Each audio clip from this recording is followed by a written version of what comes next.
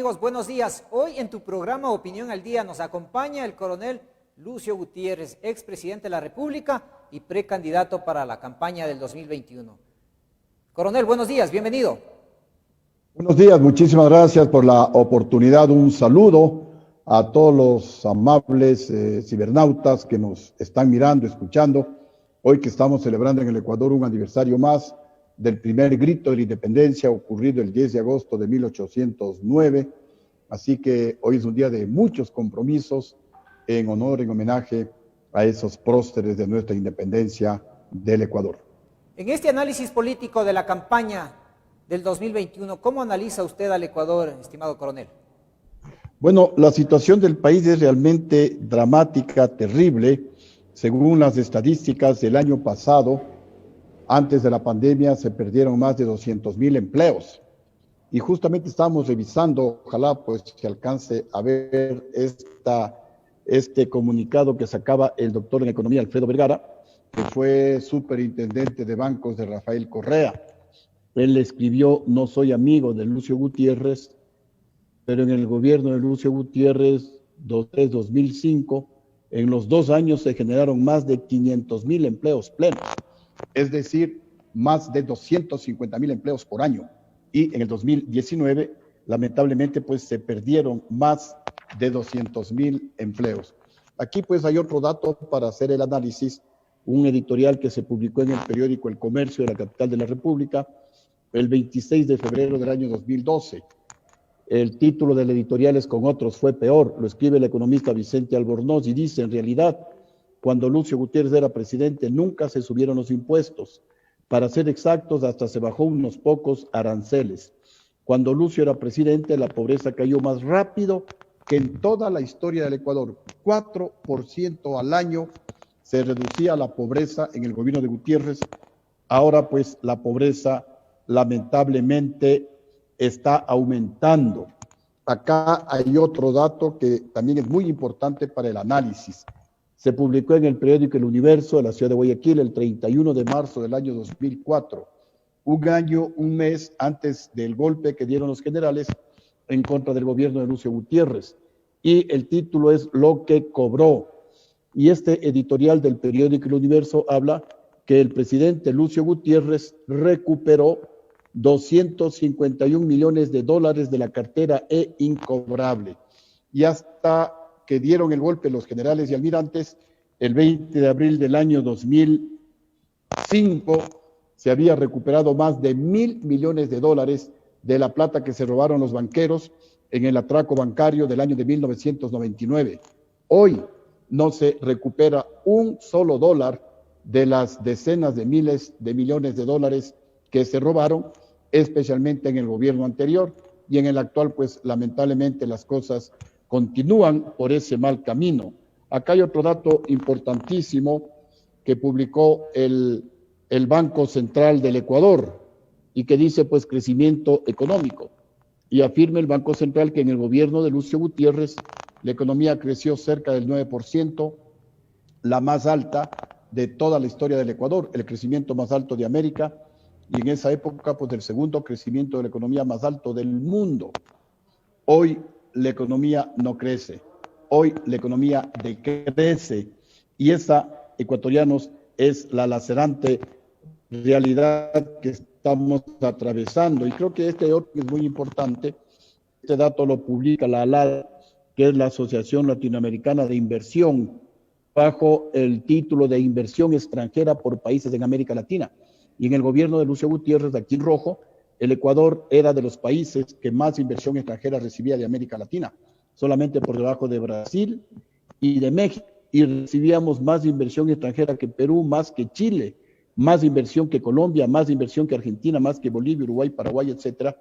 Hoy el Ecuador está en los últimos lugares en recibir inversión extranjera, y por eso es que la economía no crece, y por eso es que aumenta el desempleo, y también pues por eso es que aumenta la pobreza en nuestro país.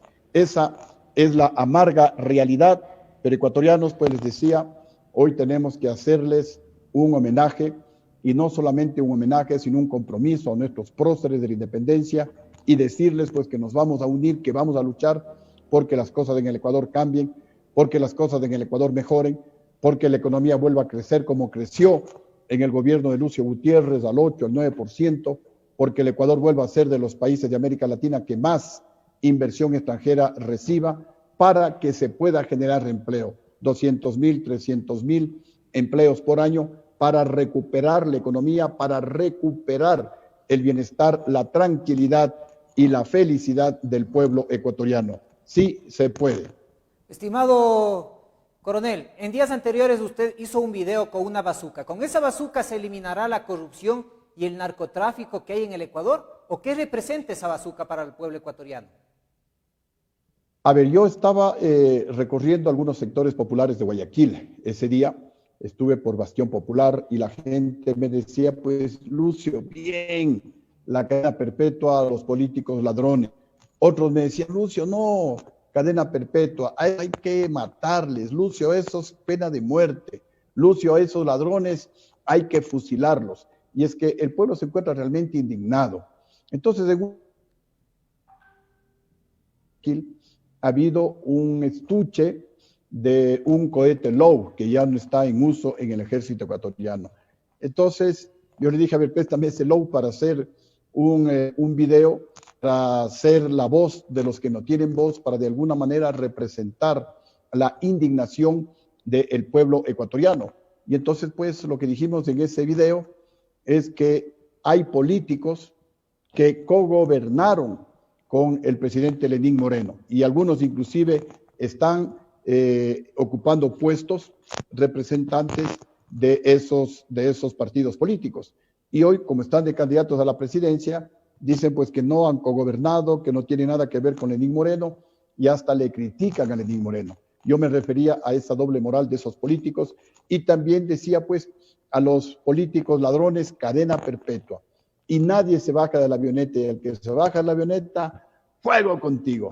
Es una especie de metáfora, de un símil, como le decía, para de alguna manera pues representar la indignación que tiene el pueblo ecuatoriano. Pero nuestra propuesta concreta para extirpar de raíz el cáncer de la corrupción en el Ecuador es a través de una consulta popular, que quede muy claro, lo vengo anunciando desde el año anterior, a través de una consulta popular, aprobar un nuevo Código Orgánico Integral Penal en donde se sancione con cadena perpetua a todos los funcionarios públicos que se roben el dinero del pueblo ecuatoriano y darles un plazo de 3 meses para que devuelvan la plata robada. Si no devuelven la plata robada, todo su entorno familiar irá preso para evitar el testaferrismo hasta que devuelvan la plata robada. Devuelven la plata robada y los familiares del condenado a cadena perpetua salen en libertad. Segundo, vamos a sancionar también con cadena perpetua a los jueces y fiscales corruptos que piden dinero para dictar una sentencia. No analizan si es culpable o si es inocente. Simplemente piden plata. Y esa es una amarga, es una indignante realidad en el Ecuador. Nosotros hemos vivido, no es que me han contado, he vivido fiscales y jueces corruptos que habiendo todas las evidencias del robo, archivan los juicios e inclusive quieren sancionarle a los que denunciamos acusándonos de denuncia maliciosa y temeraria. No estoy hablando solamente porque la gente denuncia, lo estamos viviendo el Partido Social Patriótico en carne propia, como a un delincuente que nos robó una pantalla gigante, los fiscales y los jueces prácticamente lo han querido librar de esa culpabilidad y eso es lo malo, porque mucho delincuente queda exento y sigue robando y sigue perjudicando a la ciudadanía. Pero también la propuesta es cadena perpetua para los integrantes del Consejo Nacional Electoral que a través del fraude electoral le hacen ganar a un candidato por el que el pueblo no votó. Y ahí comienza la corrupción, ahí comienzan los sobreprecios en las obras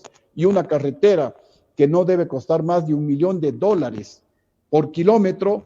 Tenemos acá en Quito, por ejemplo, la carretera Viva, que va al aeropuerto, desde el centro de Quito al aeropuerto, o la carretera Collas, que sale del norte de Quito al aeropuerto, que cuesta la una como, creo que 12 o 13 millones de dólares y la otra como 20 millones de dólares. Una carretera con esos valores no cuesta ni se la construiríamos en la luna. pero se construyeron aquí en el Ecuador y se pagaron esos precios aquí en el Ecuador. En y también el pues cadena correísmo, perpetua. estimado coronel, las carreteras nos cobraban de ida y de vuelta. Pero quiero hacerle una Exactamente. pregunta concreta. ¿Cómo buscar la independencia de poderes si sabemos que no hay independencia en el Ejecutivo, en el Legislativo, Judicial, participación ciudadana, medios de comunicación, Fuerzas Armadas y Consejo Nacional Electoral, que pues prácticamente hoy se ve teñido por estos actos de corrupción en todas esas instituciones? Sí, la situación realmente es muy lamentable y como ya indicamos hace un momento, el Ecuador no estaba tan mal. Antes de Lucio Gutiérrez, es cierto, la economía prácticamente no crecía, la pobreza que aumentaba, los precios de los productos que subían casi todos los meses, casi nadie invertía en el Ecuador. De pronto llega un gobierno de un hombre del pueblo, de un representante de la clase media hacia abajo, y las cosas comienzan a cambiar positivamente en el Ecuador. Y todos los datos se disparan, pero positivamente. La economía crece al 9%, la más alta de toda la historia del Ecuador. La pobreza se reduce al 4% anual, la más alta de toda la historia del Ecuador. El Ecuador es uno de los países que más inversión extranjera recibe, más que Chile, más que Colombia, más que Argentina, más que Perú. Le sacan los militares a Lucio Gutiérrez de la presidencia y otra vez volvemos a la historia lacerante de siempre. La economía no crece, nadie invierte en el Ecuador, la pobreza aumenta, se pierden 200,000 empleos por año y la corrupción imparable. Entonces, creo que hoy es el momento en que los ecuatorianos reflexionemos, pensemos, no está bien, ecuatorianos, decir qué churos, me da igual cualquier presidente, porque si no trabajo, no como. No es así, ecuatorianos. El presidente influye y sobre todo en la clase media hacia abajo. Los ricos no tienen problemas, porque la justicia puede ser politizada, porque el Consejo de Participación Ciudadana y Control Social puede ser igualmente politizado, porque el Consejo Nacional Electoral puede ser corrupto. Los ricos siempre van a ser ricos y siempre van a tener plata, y si las cosas se complican, se van a Miami, se van a Europa. Los que quedamos con el problema somos nosotros, los que nos quedamos en el Ecuador. Y ahí que la primera recomendación para salir de esta situación desastrosa es elegir a un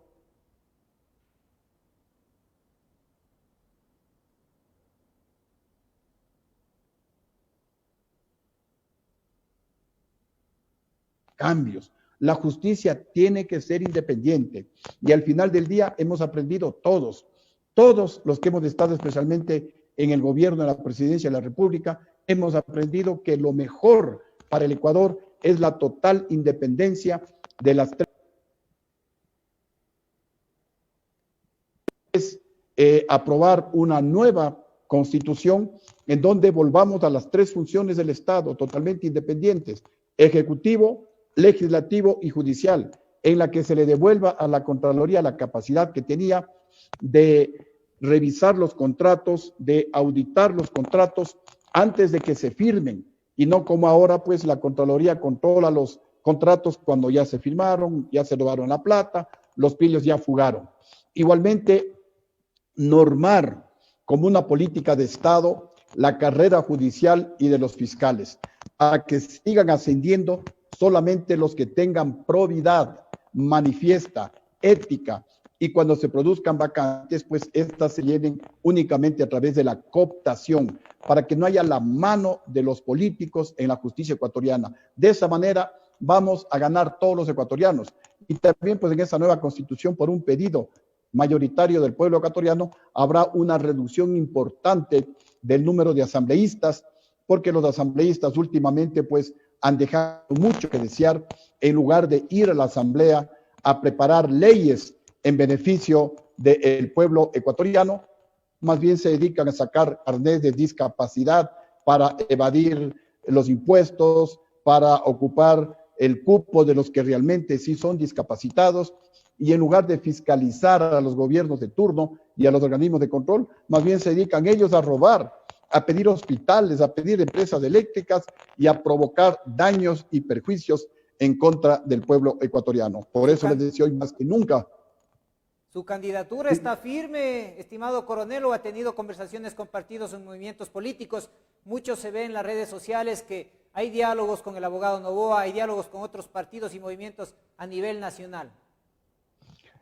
A ver, nosotros formamos lo que llamamos el Frente Amplio Patriótico Progresista, en donde todos los movimientos o partidos políticos que formemos parte de ese Frente Amplio Patriótico Progresista tenemos las mismas oportunidades, las mismas opciones de ser candidatos a la presidencia de la República. Es decir, yo sería el candidato por Sociedad Patriótica y dentro de ese frente sería un precandidato. Lo que sí les hemos dicho a todos los aspirantes que pueden o no pueden tener partido político y que vengan al frente de Sociedad, a este Frente Amplio Patriótico Progresista que impulsa Sociedad Patriótica, les hemos dicho las candidaturas.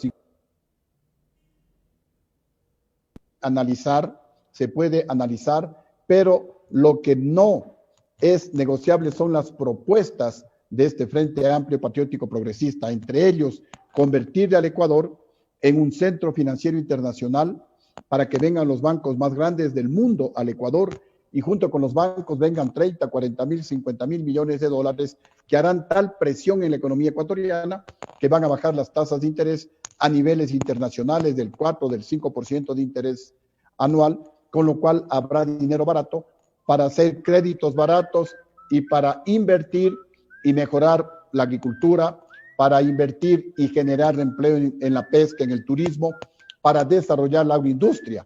El pueblo con empleo va a comenzar a consumir y se reactiva la microeconomía, porque el pueblo va a consumir en la panadería, va a consumir en la tienda de la esquina, va a ocupar al taxista y la economía se reactiva. Y a través del pago del IVA, el gobierno va a tener ingresos que le permitirán a su vez pues invertir y mejorar la educación, la salud, eliminar el impuesto a la entrada y a la salida de capitales, bajar el IVA del 12 al 10%.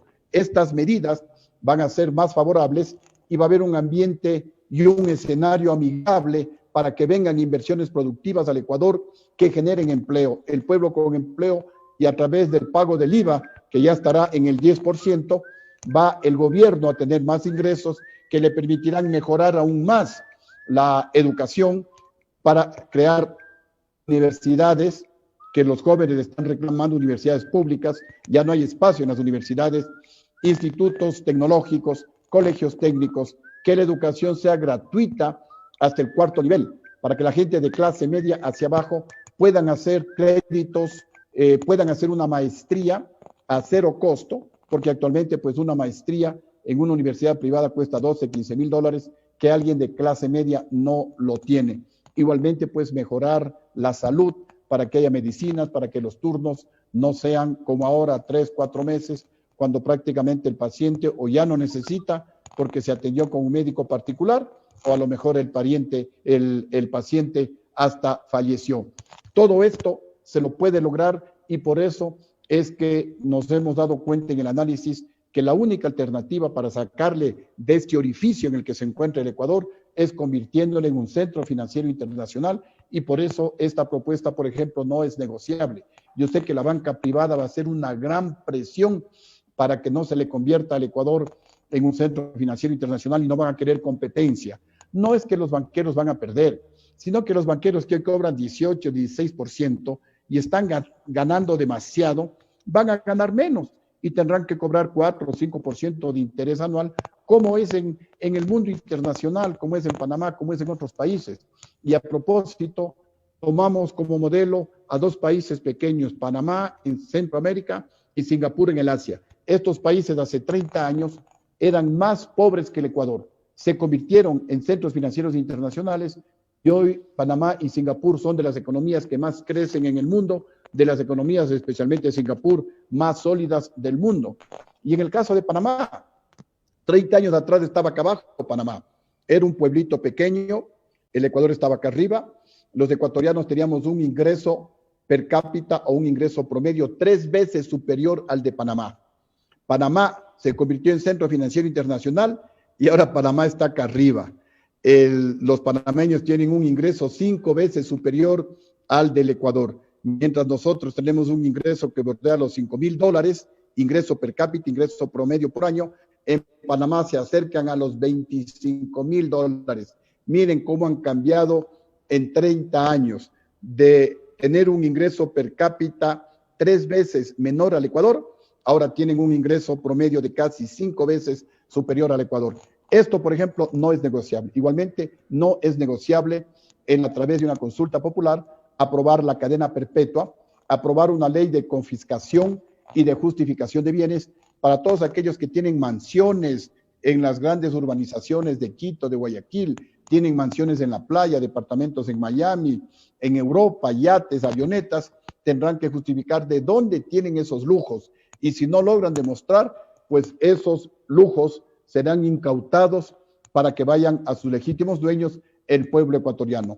Estas propuestas y otras que tenemos, como por ejemplo, devolver a la ley para portar armas como defensa personal para evitar ser asesinados a mansalva y en total desventaja frente a los sicarios, que ellos sí pueden andar armados, volver a blindar las fronteras ecuatorianas para que no le sigan convirtiendo al Ecuador en un basurero de la delincuencia internacional, para pedir el pasado judicial en nuestras fronteras, para que los delincuentes, criminales, sicarios, ladrones, violadores, etcétera, no puedan ingresar libremente a nuestro país si es que no tienen su hoja de vida, su hoja delincuencial completamente blanca. Si tienen, pues, manchada, obviamente ya no podrán ingresar a nuestro país. Eso tampoco lo vamos a negociar. Tampoco vamos a negociar la decisión de cambiar toda la legislación que se aprobó en el gobierno anterior a favor de los delincuentes y en contra de los derechos humanos de los ciudadanos ecuatorianos, que somos la inmensa mayoría, gente honrada, gente buena. Le vamos a cambiar toda esa legislación para defender los derechos humanos de la gente buena, que somos la inmensa mayoría, y obviamente, pues, si los delincuentes quieren que se defienda sus derechos, primero que ellos aprendan a respetar los derechos humanos de la gente buena. También una de las propuestas nuestras es priorizar el desarrollo de industrias ecológicas como la del cáñamo, por ejemplo, a diferencia de industrias contaminantes como la minera y la petrolera. ¿Por qué priorizar el desarrollo de industrias ecológicas como la del cáñamo? Porque del cáñamo se producen fundas plásticas, botellas plásticas, jabones, materiales de construcción, combustibles, ropa, papel, etcétera, etcétera, que no contaminan, que son biodegradables, que son amigables al planeta. Y tenemos que parar a raya la agresión brutal que hemos realizado en estas últimas 2 o 3 décadas en contra del planeta. Y el planeta pues ya comienza a resentirse, el planeta comienza a reaccionar y comienza a pasarnos factura. Así que un gobierno responsable con las generaciones futuras debe impulsar industrias ecológicas que no contaminan, que no agreden al planeta, como la industria del cáñamo, por ejemplo. Estas y otras propuestas nuestras pues son innegociables. Las candidaturas, por supuesto que sí son negociables. Estimado coronel, le voy a hacer una pregunta, en caso de que Otto quisiera hacer una alianza con usted, o que el candidato Álvaro Noboa quiera hacer una alianza con usted, o un candidato del correísmo quiera hacer una alianza con usted, ¿cuáles serían sus condiciones? ¿Y con cuál de estos haría esa alianza? Como ya lo dije hace un momento, en la actualidad, pues, lo que el pueblo ecuatoriano quiere es que dialoguemos. Lo que el pueblo ecuatoriano quiere es que nos unamos. Y hay que unir fuerzas, y hay que unir voluntades, y hay que unir este deseo patriótico de un cambio positivo en el Ecuador. En el Ecuador estamos actualmente patas arriba, porque todo lo que siempre ha sido bueno, ahora es malo. La honradez, la pulcritud, la decencia, el patriotismo. Y todo lo que siempre ha sido malo, ahora se lo ve como bueno. ¿Qué es lo malo? La corrupción, el sobreprecio, la coima, la zapada, la viveza criolla. Entonces tenemos que darle la vuelta al Ecuador, ese cambio estructural de 180 grados para volver a pisar firmes en la tierra y mirar con optimismo por encima del horizonte el desarrollo de nuestro país. Así que estamos pues nosotros listos a conversar con cualquier otro candidato que tenga o que acepte o que discuta con nosotros estas y otras propuestas que van en beneficio del pueblo ecuatoriano. Por ejemplo, nosotros vamos a obligar a todas las operadoras de telefonía celular que den telefonía celular en todas las carreteras del país. Hay una emergencia en una carretera y no hay cómo comunicarse porque no hay señal de celular. Solamente la señal hay en las grandes ciudades, en donde ganan ingentes cantidades de dinero y han ganado demasiado, pues que sirvan un poco al pueblo ecuatoriano. Igualmente, obligarles a que garanticen el servicio de Internet en el sector rural, para que nuestros niños no tengan que subirse a los árboles a estar haciendo su teletrabajo. Igualmente, los que estén de acuerdo con nosotros en eliminar, en cambiar esa ley de tránsito que es totalmente abusiva, esa ley de tránsito que tiene hasta indicios de permitir la corrupción. ¿Cómo puede ser posible que los alcaldes del país cobren por multas $130 a un taxista, a un conductor de un bus que gana $400 al mes? Eso es un atraco y ni siquiera los alcaldes rinden cuentas de ese dinero de las multas. Eso lo vamos a eliminar. Y en todo caso, pues si la gente dice, no, hay que cobrar multa, ok, cobren, pero no más de $20. No se puede cobrar $130, en algunos casos 200 y hasta $400, en una economía paupérrima, en una economía en donde pues los ecuatorianos, repito, la gran mayoría no ganan ni $400. Esto es un abuso sin nombre. Entonces, los candidatos que estén de acuerdo con nosotros en que hay que hacer un gobierno para las mayorías, un gobierno para la clase media hacia abajo, por supuesto que estamos listos no solamente a conversar, sino hasta a deponer nuestro derecho a ser candidatos a la presidencia de la República. ¿Se sienten responsables, estimado coronel, de lo que hoy acontece en el Ecuador? Porque debo recordarle que en el 2006 ustedes apoyaron al candidato de Correa, y es por eso que en ese proceso traicionó algunos valores, principios, que hoy en la actualidad están prácticamente pasando factura. Si eso volviera a suceder en estas elecciones del 2021, ¿tienen ya ese análisis con qué candidato se irían en caso de estar el correísmo con un candidato de Álvaro Noboa o con su gran frente? A ver, según los análisis, el único candidato que le puede ganar al de Rafael Correa es Lucio Gutiérrez. En todos los análisis, el candidato de Rafael Correa les gana. Si va el candidato de Correa, con cualquiera de los candidatos que usted mencionó, con cualquiera de los que pertenecen a la oligarquía, porque la mayoría del pueblo, 80%, somos de clase media hacia abajo. Entonces, el único candidato que es de clase media hacia abajo es Lucio Gutiérrez. Por eso es que Gutiérrez le ganó en el año 2002 al hombre más rico del país. Y también por eso es que Rafael Correa le ganó al hombre más rico del país. Y es por eso que en las últimas elecciones la gente rica, los candidatos de la oligarquía no han ganado en el Ecuador, porque el pueblo no se siente representado por esos candidatos. Y justamente por esa situación es que yo estoy nuevamente en esta lucha, porque me he dado cuenta que cualquiera de los otros candidatos que pasen a la segunda vuelta con el candidato de Rafael Correa, les va a ganar el candidato de Rafael Correa. Y eso pues sería realmente un grave problema para el Ecuador, porque todos los procesos judiciales pueden venirse al piso, y repito, pues eso sería lamentable, porque volvería la impunidad más ignominiosa al Ecuador. Pero justamente es lo que queremos cambiar. Yo les decía hace un momento, y por aquí tenía yo ese documento, para nuevamente pues pedirles a ustedes jóvenes especialmente que revisen. Esto se publicó en el periódico El Universo de la ciudad de Guayaquil el 31 de marzo del año 2004. El título es Lo que cobró. 31 de marzo de 2004. El presidente Lucio Gutiérrez recuperó $251 millones de la cartera E incobrable. Es decir, antes de Lucio Gutiérrez los banqueros no querían pagar. Se robaron la plata y no querían pagar. Y los empresarios igualmente que se habían robado la plata no querían pagar. Y tuvo que venir un hombre del pueblo, un hombre de honor, un hombre sin rabo de paja, y les dijo, a ver un momentito, estos banqueros se robaron la plata del pueblo, presos. 5 banqueros estuvieron presos. El único presidente que ha metido presos a la oligarquía. El único presidente que ha cobrado a la oligarquía, Lucio Gutiérrez. Y yo cobré más de $1.000 millones a los banqueros. Por eso fue el golpe. ¿Quiénes se beneficiaron con el golpe? Los banqueros y la gran oligarquía ecuatoriana, porque los 5 banqueros que estaban presos salieron libres y no se ha vuelto a cobrar, como decía, un solo dólar de la plata que se robaron al pueblo ecuatoriano. Todavía nos deben 7.000 millones.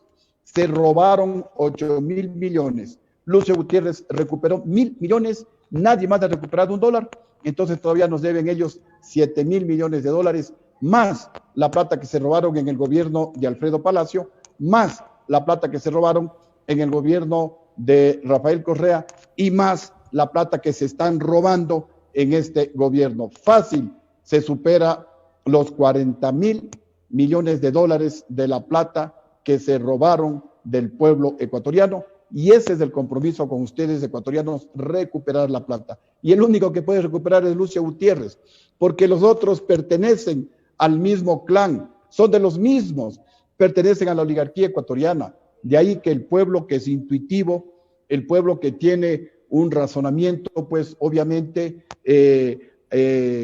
acorde a los acontecimientos, difícilmente votará por un representante de la oligarquía, por un representante de la clase rica. Van a votar por un representante de la clase popular, un representante del pueblo ecuatoriano, y ojalá pues así actúe, porque esa es la única manera de que las cosas cambien en el Ecuador. Hace un momento yo les decía, la historia lacerante del país. Antes de Lucio Gutiérrez la pobreza aumentaba, el desempleo aumentaba, los precios subían todos los meses. De pronto llega Lucio Gutiérrez y todo cambia positivamente. Crece la economía, se generan más de 250.000 empleos. El Ecuador es uno de los países de América Latina que más inversión extranjera recibe. Se reduce la deuda pública total. Se ahorra dinero. Cuando no se roba, la plata alcanza para todo, hasta para ahorrar dinero. Y le votaron a Lucio Gutiérrez los generales, y otra vez el Ecuador ha vuelto a esa historia lacerante en la que no se recupera un centavo de la plata robada, aumenta el desempleo, aumenta la pobreza, nadie quiere invertir en el Ecuador, la corrupción imparable. Entonces, ecuatorianos, ahí está clarísima la solución. Nuevamente tenemos que votar, tenemos que elegir a un presidente que nos represente a nosotros, a un presidente honrado que no robe, a un presidente patriota que ame a su pueblo y a un presidente con experiencia. La situación del Ecuador es la de un paciente en peligro de muerte. Si es que ese paciente es mi hijo o es mi padre, yo no voy a decir qué churos cualquier médico que le atienda. No, voy a buscar al médico con la mayor experiencia para que le salve la vida a mi hijo. Ecuatorianos, hoy somos 17 millones de ecuatorianos en peligro de muerte. No podemos decir qué churos a cualquier presidente que se elija, no señores. Hay que elegir hoy más que nunca a un presidente con experiencia, a un presidente que no robe, pero que demuestre en la práctica. Lucio Gutiérrez es el único presidente electo por el pueblo que, estando el gobierno golpista en el poder, yo regresé al penal García Moreno a la cara, voluntariamente. A mí nadie me trajo.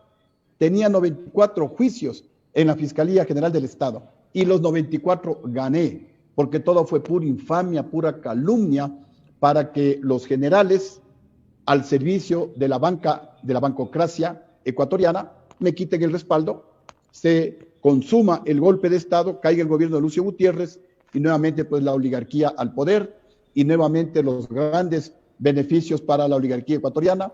El gobierno anterior por una ocasión y el gobierno de Rafael Correa por 2 o por 3 ocasiones condonaron deudas a los más ricos del país. El presidente Moreno condonó 4.500 millones de dólares a los banqueros, a los empresarios, a las empresas petroleras, a las empresas telefónicas.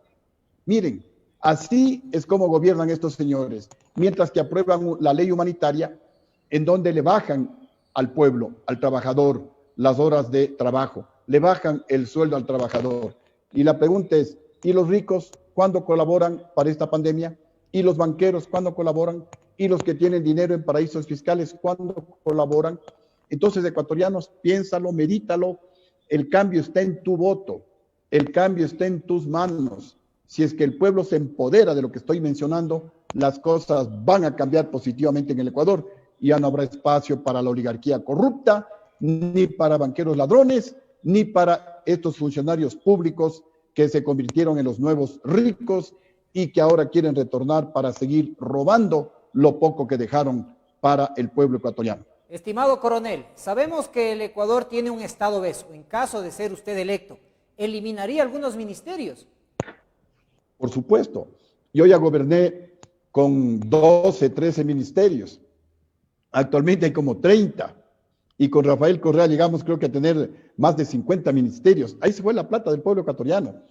Hay que reducir nuevamente, pero a la gente no se le puede echar a la calle, porque se complicaría la situación social, aumentaría el desempleo en nuestro país. Pero ¿qué hacer con A esa esas personas? Porque estamos diciendo que reducir quiere decir eliminar.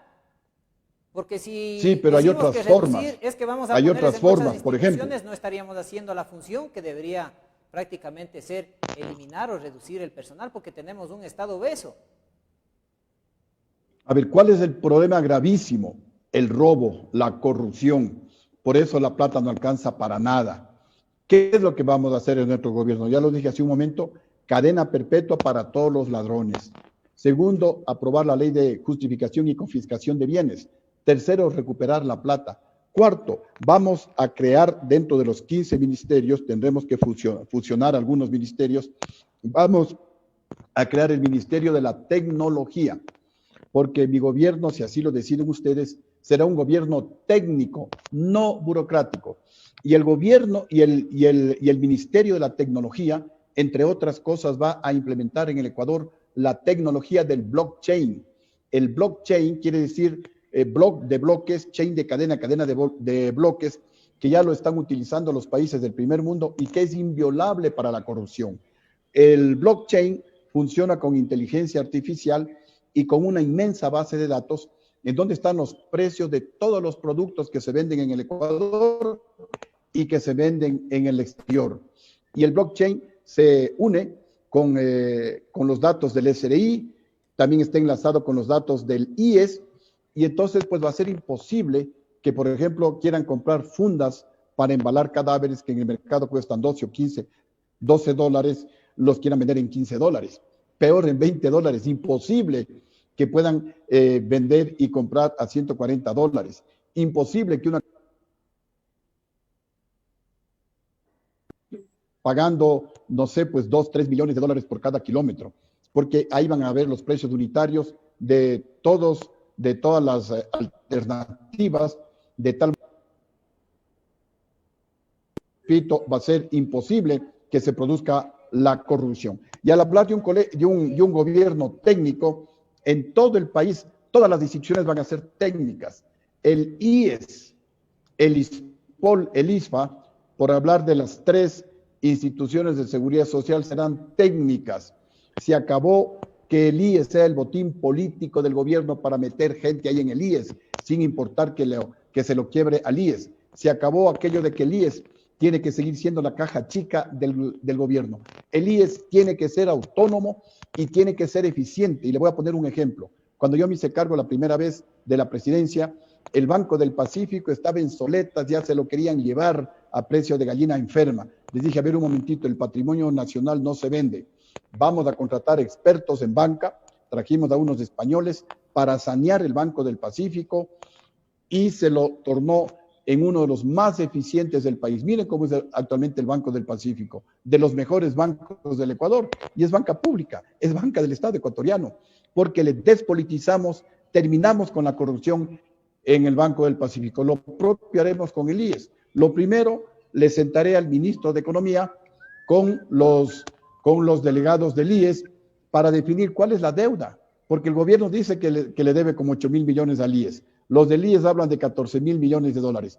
Hay que definir cuál es el monto de la deuda, establecer un plan de pagos para que el IES no quiebre, para que el IES tenga liquidez, auditar el IES, ver cuánta plata y quiénes se robaron, traerle de la oreja al señor economista Ramiro, ni sé cuánto, que está en Lima, que fue Ramiro González, muchas gracias, que está ahorita en Lima disfrutando de la plata que se llevó del IES. Traerle al señor Espinosa, que está gozando de un puesto diplomático premiado por el presidente Lenín Moreno, allí en Canadá, traerle acá, traerle al señor, al último que fue también delegado del presidente de la República en el IES, al señor Paul Granda, definir cuánta plata se robaron, quiénes se robaron, recuperar la plata, incautar esa plata, traer gente pero experta en finanzas, en inversiones, en estudios actuariales, para que nos manejen el IES y le conviertan al IES en una entidad eficiente que le dé el servicio que se merecen los afiliados y los jubilados del IES, y no pues el calvario que hoy representa el IES, que es un servicio pero totalmente deficiente, porque en el IES es pura corrupción, pura ineficiencia, pura politización, y lo propio en el ISPOL, y lo propio en el ISPA, y lo propio en las aduanas, y lo propio en las empresas eléctricas, y lo propio en las empresas telefónicas. Hablando de las aduanas, ahí se roban como 3.000 millones de dólares al año, y por ineficiencia, porque no hay personal técnico en las aduanas, se pierden otros 3.000 millones de dólares. ¿Qué es lo que vamos a hacer? En la actualidad un contenedor se demora de 2 a 3 días en ser desaduanizado, cuando puede ser desaduanizado en 4 horas, máximo en 6 horas, pero colocando gente técnica, gente experta en comercio exterior, en finanzas, en informática, para que haya agilidad, para que haya un mejor control. De esta manera ganamos todos. Gana el empresario, el importador y el comerciante, porque va a tener su contenedor ya no en 3 días, sino en 6 horas. Gana el consumidor. Coronel, ¿cómo debe actuar el Ecuador en este sobreendeudamiento con China? Una de las preguntas que le quiero hacer. Y otra de las preguntas, ¿cómo darle seguridad en las fronteras al Ecuador y prácticamente en las Islas Galápagos? Donde hoy los chinos prácticamente se están adueñando de las Islas Galápagos, y en los próximos años, si el Ecuador no logra pagar, pues prácticamente es de conocimiento internacional que están mencionando que las Islas Galápagos serán de los chinos. A ver, necesitamos nuevamente un presidente patriota, un presidente que defienda el interés nacional, un presidente que haga prevalecer nuestro mar territorial, nuestra soberanía marítima, nuestra soberanía de la extensión continental que ingresa pues en nuestro mar territorial. Tenemos 10 años desde cuando se firmó esta malhadada convenio llamado Convemar. Teníamos 10 años y los gobiernos anteriores, ni Correa ni el actual gobierno hicieron absolutamente nada para pedir extensiones. ¿Qué es lo que tenemos que hacer como primera cosa? Hay un corredor, no sé si es como 80 millas, hay un corredor entre el mar territorial y la zona exclusiva y la zona económica exclusiva, que se mide desde la costa continental, más o menos son 200 millas, y lo propio desde la costa insular, más o menos 200 millas, pero no se llegan a unir. Ahí hay un espacio que está siendo mal utilizado por las embarcaciones chinas, más de 300 embarcaciones que están depredando nuestra riqueza marítima y está afectando no solamente a la comida, a la alimentación, al futuro de nuestros jóvenes, sino inclusive del mundo entero, porque están depredando todas las especies marinas. Ellos no escatiman, no seleccionan, no dicen estos están en peligro de extinción. Ellos consumen todo lo que cae en las inmensas redes que tienen. Y habrá que traerle también de la oreja al expresidente Rafael Correa para que responda qué convenios secretos hizo con la China para que le den cantidades de plata y a intereses altísimos del 11%. Y a propósito de esos créditos, tenemos que sentarnos con los chinos y decirles, a ver, señores, no les podemos pagar intereses del 11%, cuando en el mundo se pueden conseguir préstamos al 4, al 3, y con los organismos multilaterales de crédito, inclusive hasta al 2%. Pero el interés, coronel, eso depende del riesgo país también, para que nos den a ese precio. Sí, yo sé que es el tema también del riesgo país, pero sin embargo, mire, yo debo tener por aquí un documento. En mi gobierno se hicieron créditos a menos del 2% de interés. Ojalá aparezca por aquí ese documento. Pero el riesgo país, cuando usted era presidente, no estaba tan elevado. Como hoy el sobreendeudamiento con los chinos, pues prácticamente pone incluso en riesgo la dolarización, y en la actualidad se sostiene de forma artificial. Sí, pero todo eso depende del gobierno. El riesgo país depende de la administración económica del gobierno. Cuando hay una buena administración, miren lo que dice: tasa de interés, créditos externos, gobierno de Lucio Gutiérrez, fuente Fondo Monetario Internacional y Petroecuador, menos del 2%. Con Rafael Correa se llegó a hacer créditos al 11%, con el cuento de la soberanía. No es así, no es así.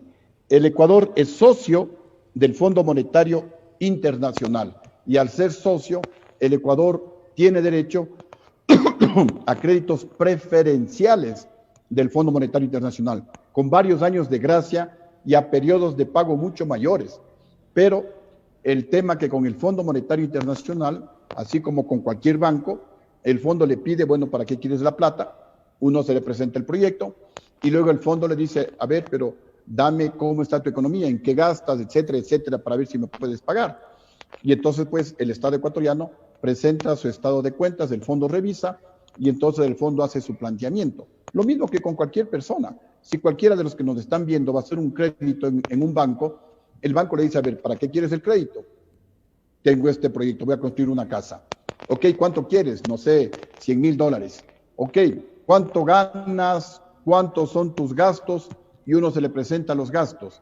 Y si en esos gastos está que yo me voy todas las semanas a la playa, que como todos los fines de semana en restaurantes, que una vez al mes hago fiestas en mi casa, cada 6 meses me voy a Miami, ¿qué le va a decir el banco? Oye, si tú sigues con este tren de gastos, no me vas a poder pagar. Entonces no te vayas cada 6 meses a Miami, ándate una sola vez a Miami, una sola vez al año a Miami. No comas todos los fines de semana en los restaurantes, ni te vayas todos los fines de semana a la playa. Ándate una sola vez al mes. Y así el fondo le va proponiendo. Lo mismo hace con los países. Conmigo, ¿qué es lo que me dijo el fondo? Porque cuando yo me hice cargo, el gobierno anterior no había pagado al sector público 2 meses.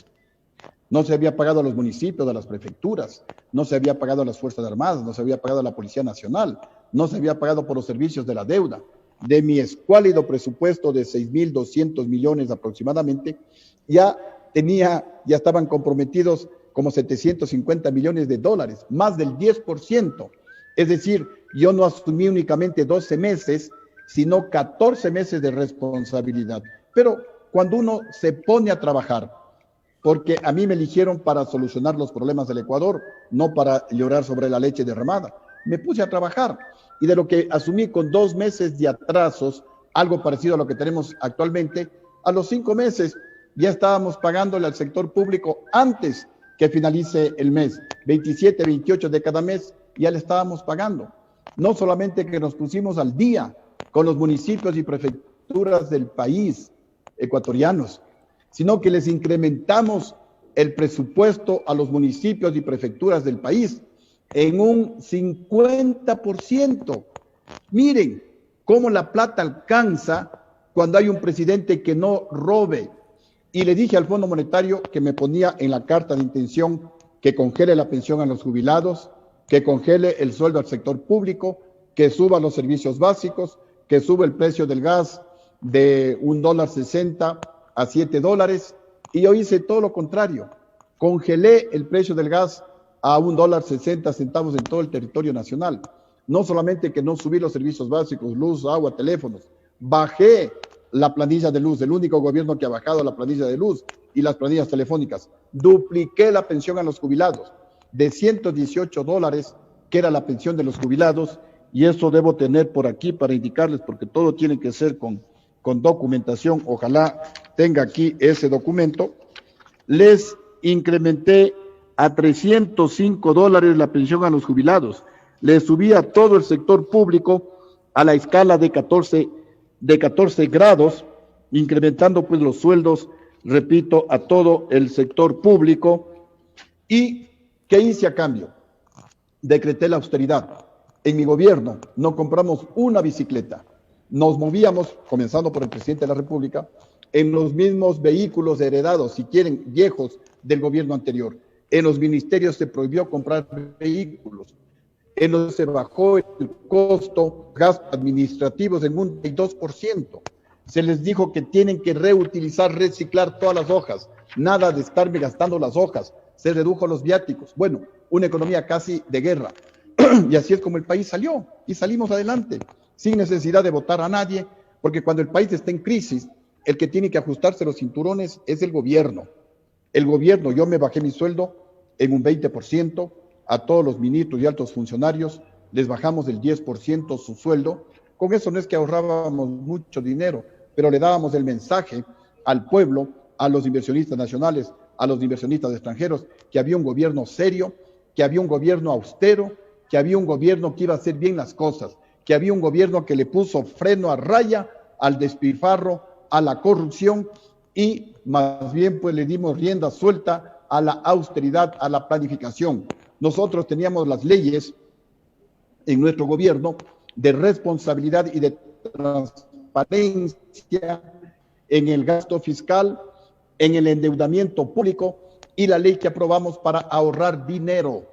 Vino el señor presidente Correa y eliminó todas esas leyes. Y ahí vino el desbarajuste de la economía ecuatoriana. Los 2.500 millones de dólares que ahorramos en nuestro gobierno para catástrofes como el terremoto de Manabí o la pandemia que hoy estamos sufriendo, se la comieron, se la robaron. Ni siquiera ellos ahorraron dinero, sino que también se robaron la plata que se ahorró en nuestro gobierno. Así que ecuatorianos, estimado sí hay salida presidente, expresidente de la República, hoy pues precandidato a la presidencia, en la parte final, estimado amigo.